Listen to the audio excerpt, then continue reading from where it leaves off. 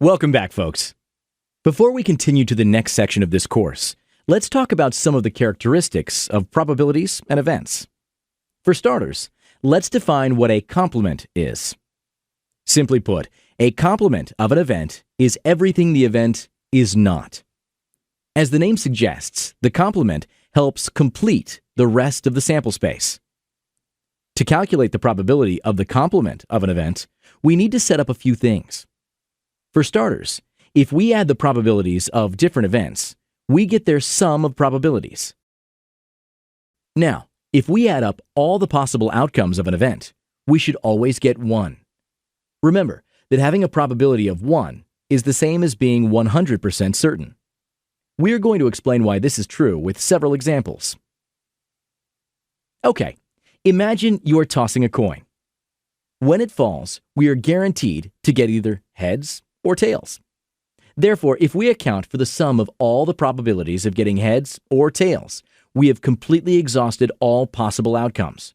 We have accounted for the entire sample space, so we are 100% certain to get one of the two.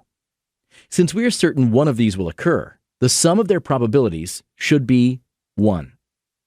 So, what would it mean if we have a sum of probabilities greater than 1? Recall that probability of 1 expresses absolute certainty. By definition, we cannot be any surer than being absolutely sure, so a probability of 1.5 does not make intuitive sense. Instances where we can get such a sum of probabilities is when some of the assumed outcomes can occur simultaneously.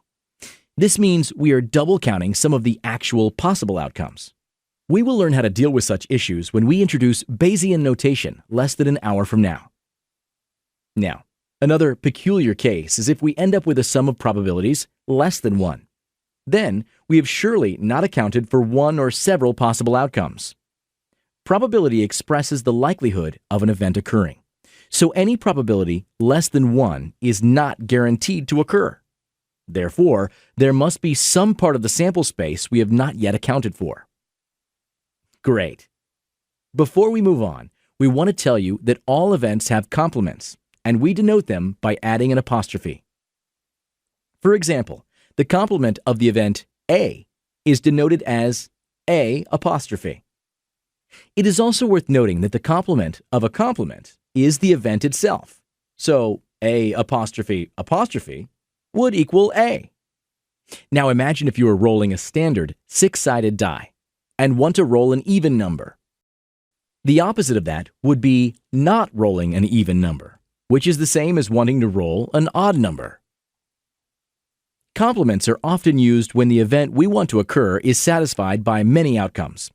For example, you want to know the probability of rolling a 1, 2, 4, 5, or 6. That is the same as the probability of not rolling a 3. This concept is extremely useful and will definitely come in handy during the next section. We already said that the sum of the probabilities of all possible outcomes equals 1, so you can probably guess how we calculate complements. The probability of the inverse equals 1 minus the probability of the event itself. To make sure you understand the notion well, we will look at the example we mentioned earlier. The sum of probabilities of getting 1, 2, 4, 5, or 6 is equal to the sum of the separate probabilities. The likelihood of each outcome is equal to 1/6, so the sum of their probabilities adds up to 5/6. Now, another way of describing getting 1, 2, 4, 5, or 6 is not getting a 3. Let us calculate the probability of not getting a 3.